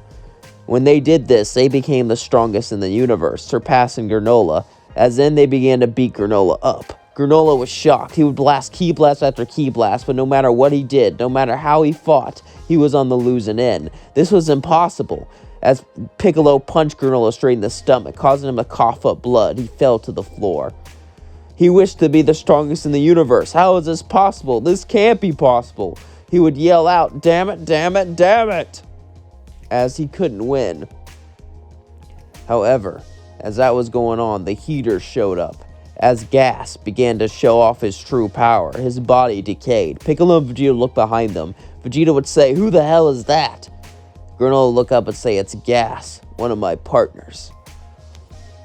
Gas would look at them and smirk. "You have no idea, do you, Granola? We're the ones that wiped out your planet's people, not the Saiyans. In fact, a Saiyan actually tried to stop us." He began to laugh. "Oh, poor Granola.